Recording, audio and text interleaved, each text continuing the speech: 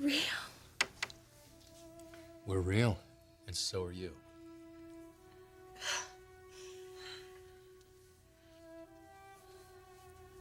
How do you feel?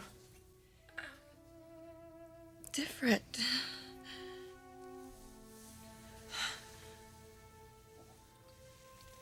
What's happening? Let me examine you. I think your fever's breaking. Your fever's gone. Oh, thank God. Oh, I think it might be gone for good.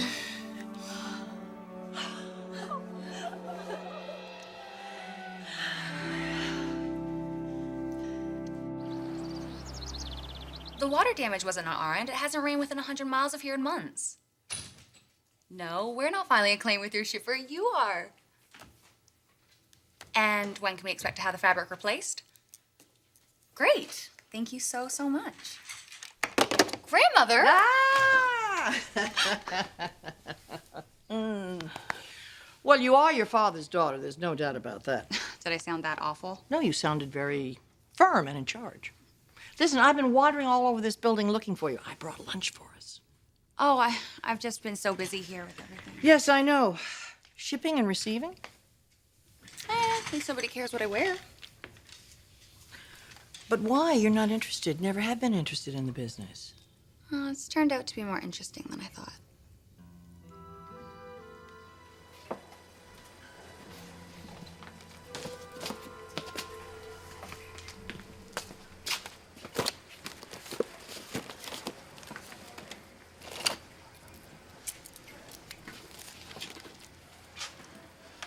Have any messages for me?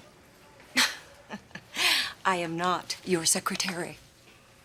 So, what do you do down here anyway? Well, at the moment, I'm documenting a shipment that came in water damaged. Uh-huh. And what exactly are your qualifications for that again? That I can tell wet from dry? Good one.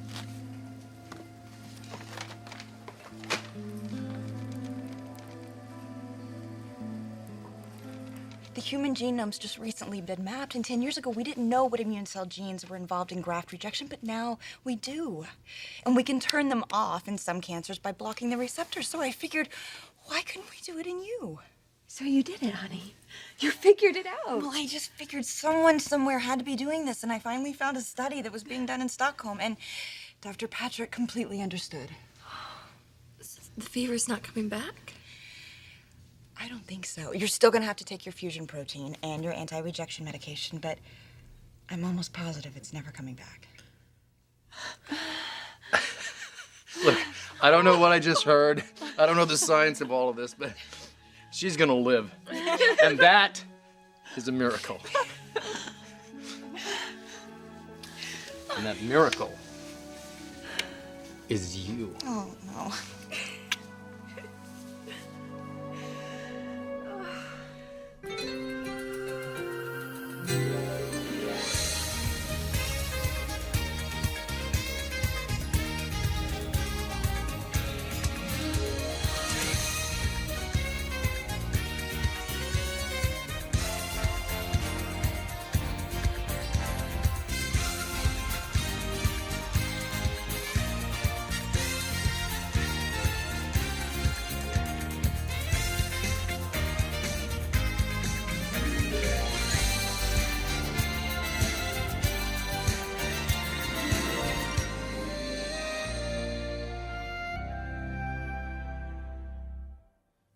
Was it, a little strange to come home to a brand new baby brother? Oh, Jack is so much fun. Actually, I'm glad you're here to help your mother with him. I'm, concerned about her being alone up at that house. So, is there a new drive-through scampi place in LA now? I'm sure there is, but Cafe Russe is where they make this the best. I don't suppose I'm any more alone than your mother is. Is that what you were kind of hinting at there? I'm so sorry about you and Grandfather. Thank you. I am too. Big life lesson. Don't take your relationships for granted. Anyway, I'm glad that you're back here and not gadding about and partying in London. What makes you think I'm partying? I am the eyes and ears of the world. I know everything. I would have thought you approved of meeting high-profile people, making connections. Oh, I do approve of that if you want to make a success of yourself. But why not come back here, as you have obviously done, and do it here at the company? So many people trying to make so many marks here. You speaking of Donna? I don't think we could say that work is her forte. And Dad, and Thorne, and Aunt Felicia all staging some kind of mutiny. Well, that's a fight that I'm not going to get caught in the middle of, and I would advise you not to either. This isn't Switzerland. I don't think neutrality is allowed. She gonna be okay? Well, heart transplant isn't something you just get over, but yeah, I think the crisis is behind us. That's great. Look, when you see her, you tell her I said, way to go. You were really worried. Yeah, I thought you would call. I mean, I couldn't call you, so. You were the first person I wanted to tell. But, Marcus, what happened last night and today, it made me realize life is just too short. And I don't want you down here having to watch everything you say. I want to tell everyone you're my son. Today. No, forget that. They'll crucify you. I finally met the rest of your family, the ones that work here. Why? Did they say something to you? Well, no, they were nice enough to my face, of course. But once I stepped outside, well, look, maybe I shouldn't have been listening, but... they're saying, how come you get your husband to hire me? That you're gonna be the downfall of this company. They're even blaming you for sales being down. They want you gone, Donna. Yeah, I'm sure by lethal injection, but it's not going to happen. And I didn't do anything wrong. What about me?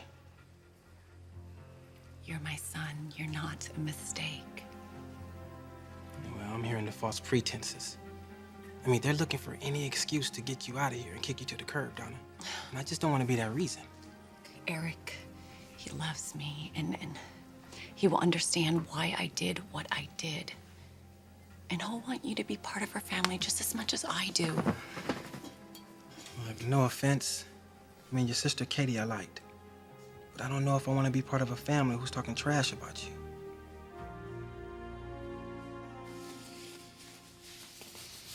Better? These other sheets are so cold and wet. Yeah, well, you lost a lot of fluids, so I'm giving you some by IV right now. And I bet you're gonna get pretty sleepy, huh?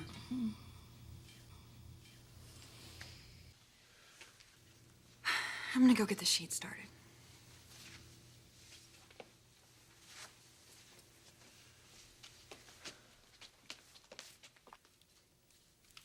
I better go. Let her rest. You'll call me if there's any change. Well, you heard Bridget. All the change should be for the better now. You never did tell me how her evening at the prom was. I'm not sure I know what to say about that. You danced. We danced. Did you ever find out what happened all those years ago? Yes. But you're not gonna tell me. It's done now. So I was right. Whatever it was painful. And it's not with her anymore. Because of you. Because of what you did for her. Brooke, she was truthful and honest every step of the way, and she told me things she never told anyone else.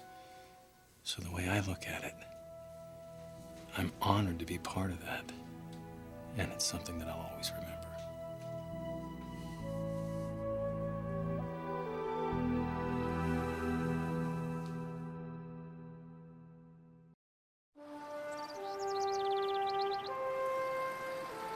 That was such a good lunch.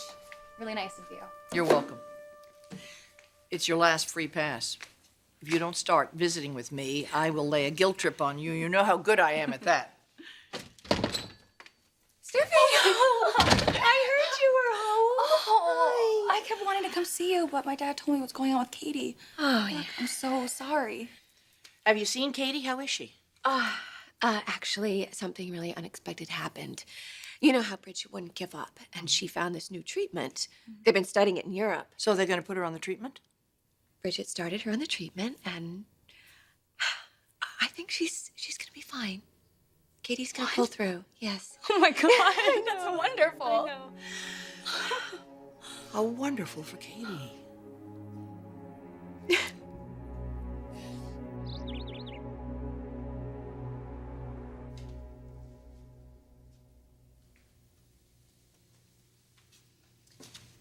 gonna give her a sponge bath when she wakes up. Hey, a nurse can do that. Didn't you say we'd have a nurse in the morning? Yeah, but I can do it. I want to do it, actually. You're so annoying sometimes, really. Some would question my professionalism. If we were at a hospital, there'd be an inquiry. Why? Who would be unhappy about this? Well, the medical ethics committee, for starters, because she refused further treatment. That's because it was the wrong treatment. And you're the one who found out the right treatment. You, little Bridget Forrester. I think that's incredible. Nick, I didn't do anything right. It made sense to me, so I gotta Please, try it. please, please. You should have seen yourself last night. Now listen to me. You'd done the science. You'd done the research. And me, I tried to get in your way. If it wasn't for you, we'd have been calling the morgue by now. After all of this time of knowing you, you know, it finally clicked for me. I finally get what makes you tick. You just love life. You just do. You live for it. And even though she's family, you would have done the exact same thing for some stranger who walked through the hospital door. And I love you for that.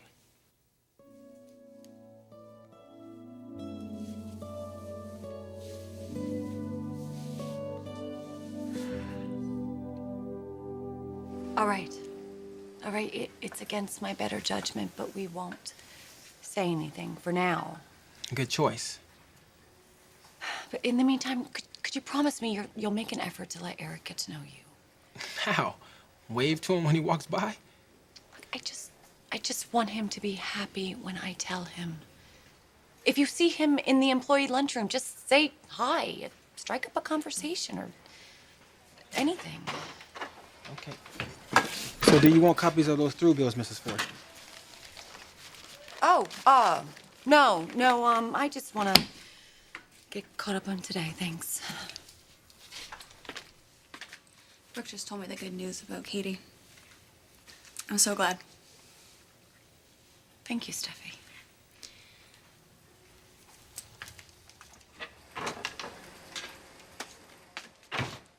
Since when does she pay any attention to through bills? Hey, my job is to say how high when you forced to say jump, right? How mad are you? Hey, everybody has secrets. It's just that their name usually isn't one of them. Look, Marcus, I'm sorry. I mean it. Oh, no, it's cool. But now I know how you operate. Is it so hard to imagine I might not want to lay on you? You're working with the boss's daughter? Granddaughter, you mean? Whatever, okay, so I'm connected. So are you. How's that? Would you be working here if it weren't for Donna?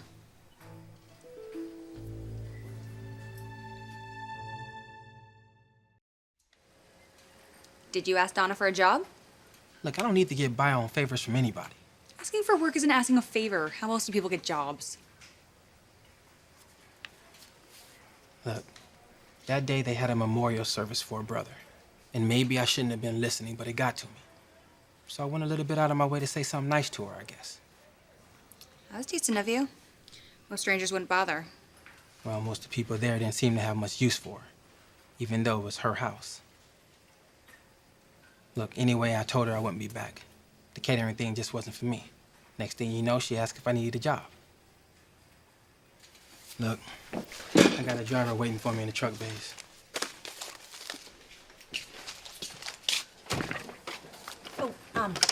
These samples need to go back. Miss Forrester can take care of that for you. Excuse me. The nerve of him. Why? He's right. I'll take him. If that's the way he passed hors d'oeuvres, it's a small wonder that his catering career died prematurely. What did he do that's so terrible? I don't trust him, Steffi. Do you know that he was hired without a background check? Now, I wonder who got that waived. Why don't you just ask him? Oh, no. No. I have been strictly forbidden by your darling grandfather of asking even one simple question that might slightly annoy his bride. However, if, for instance, she did have a favorite employee whose personnel file just happened to be lying around, there'd be nothing stopping you from asking a few questions if you were curious.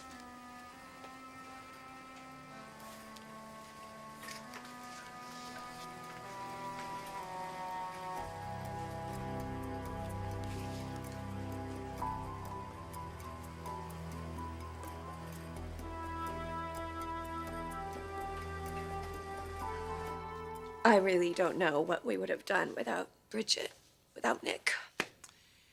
It's interesting. Katie seems to have sensed that she really could count on the two of them.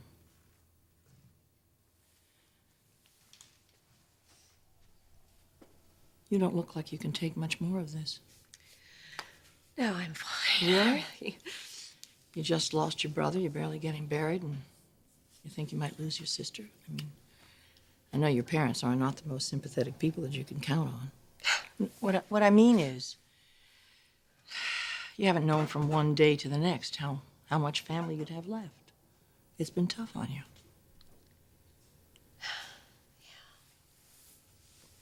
You know, you don't always have to be the strong one. Okay.